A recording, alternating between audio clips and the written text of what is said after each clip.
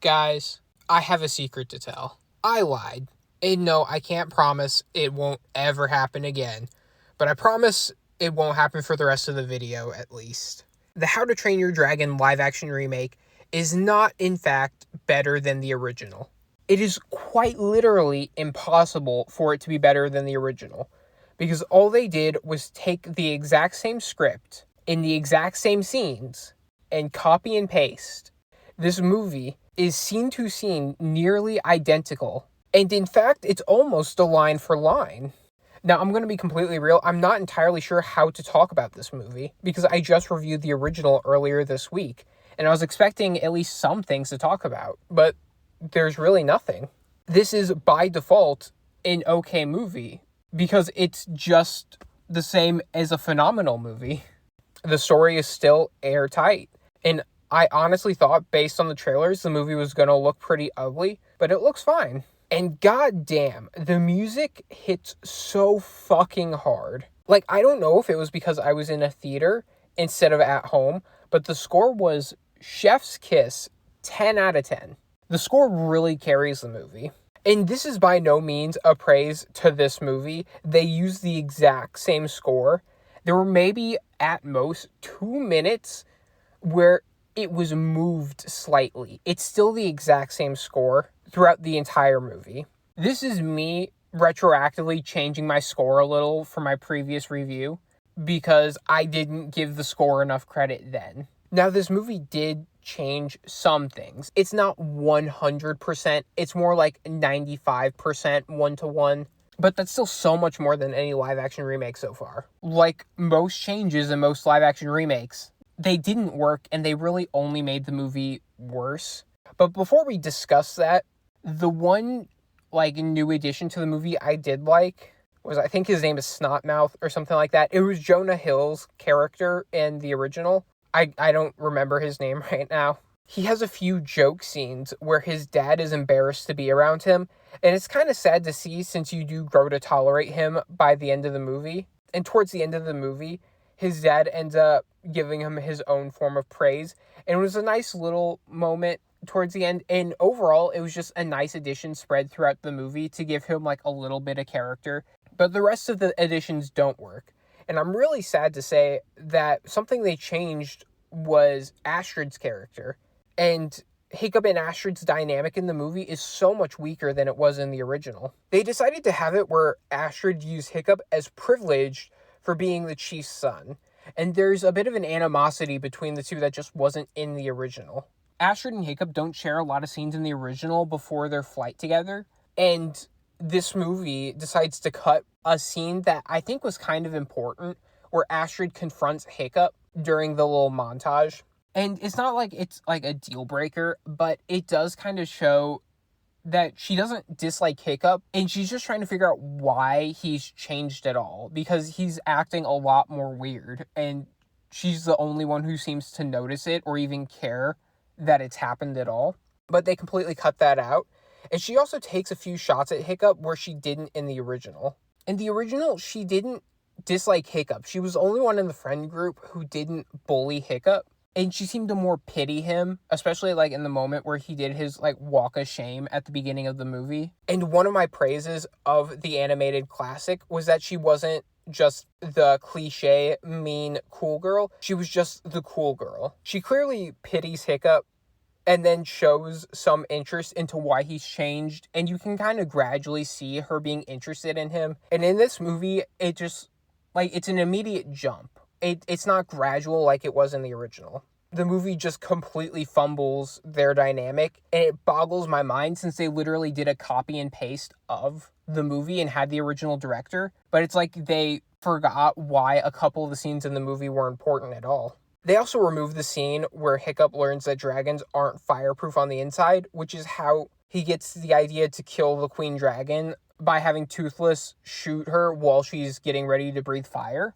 It's super weird. It doesn't make sense why they'd cut that because it's a super small scene. I don't know why they did that. I'm also sad to say, I thought the acting was pretty weak from most of the characters. The one thing I heard consistently was that all the actors did a great job at embodying their characters. But I didn't think so. Like, really, Stoic was the only character that carried anywhere close to the same level of personality and gravitas that the original did, and it's probably because the same guy did them both. The actor for Hiccup just doesn't add the same personality that the voice actor did. And I'm not asking for much, but it's like everyone who played a character in the movie, it was like they were handed the script and they just read the lines and they were recorded in costume doing it, and this wasn't their actual performance of the characters. Like, especially for Gobber, he always talks in such a monotone voice, and it takes a lot away from one of the most fun characters from the animated movie. I think the only exception besides Stoic was Astrid's actress. She was alright. Now, it's not all bad, and I think the issue is a combination of a couple things. I honestly think the actors were poorly directed, and I don't think doing a copy and paste works the best on animated movie dialogue. Because there were scenes that had emotion where there previously wasn't any, and it was usually hit or miss. Like, when Hiccup and Stoic are arguing over Toothless, it doesn't work because Hiccup is getting emotional. In the original, Hiccup wasn't emotional, his dad was, and Hiccup was trying to be the voice of reason because Hiccup is the one with the extra information, and Stoic is the one who only had negative experience with these guys. So that didn't really work very well. But when Stoic returns and gets bait and switched when he is told old Hiccup is gone and he thinks his son might actually be dead, he shows a lot more emotion than he did in the animated movie, and it works a lot better. That was actually one of the things that I thought was weird, that Stoic didn't seem too upset. I also think it could have been a lot of poor direction because in the original, there's only one scene that truly demands a high level of emotion, and that's when Stoic and Astrid think Hiccup died after the final fight.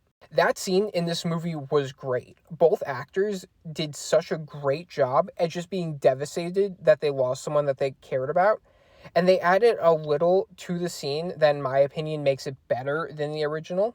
And it was just Astrid just walking over to Stoic and putting her hand on his shoulder. It just added a little bit to the scene. It's not a whole lot better, but I thought it made the scene better. But almost every other time, the acting was just off. And the action in this movie isn't better or worse, in my opinion, because the live action version of this movie adds more scale to the action in a really great way a lot of the time. But the CGI not looking great also takes some of the steam out. So I'm pretty neutral on it. They also try to copy the mannerisms of the characters, but most of the actors aren't the same size as their characters in the original, so it just looks so weird. Like, Hiccup gets hit and falls over all the time, but Gobber and Stoic aren't that big, and Hiccup is also a pretty tall dude. I think the guy that they cast looked fine, but he's just too tall, and, like, he doesn't look like a bony, too short for his age kid. He looks like a normal sized kid. And also I think that they cast too old of actors.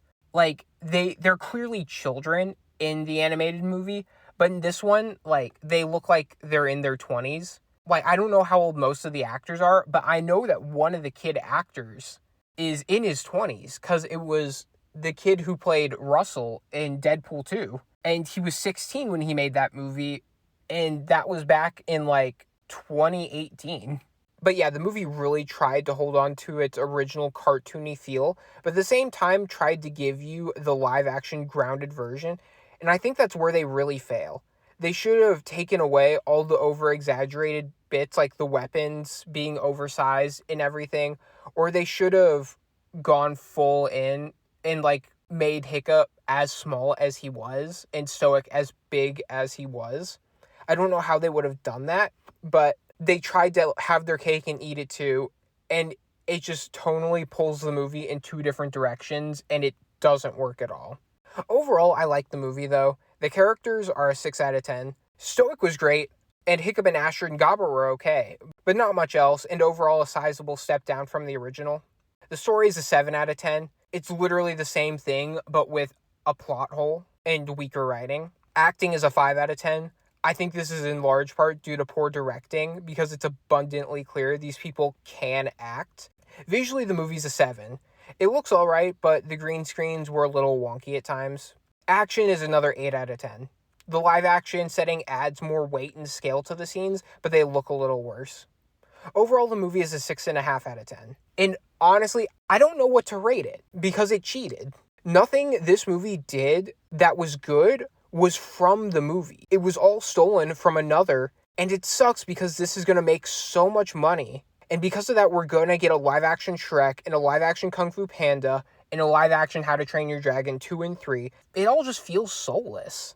Go watch it if you're desperate for your member berries. I would honestly just go rewatch the original. It's just better in every way, and I'm shocked at the praise that it's getting right now. And we're going to get so many better movies over the next few months, so I think you should just skip this one. Mark my words, it'll be on Peacock streaming in 3 months tops. Guys, if you enjoyed the video, please be sure to hit the like button and subscribe for more content. I'd really appreciate it if you did. Thank you all so much for watching, and take care.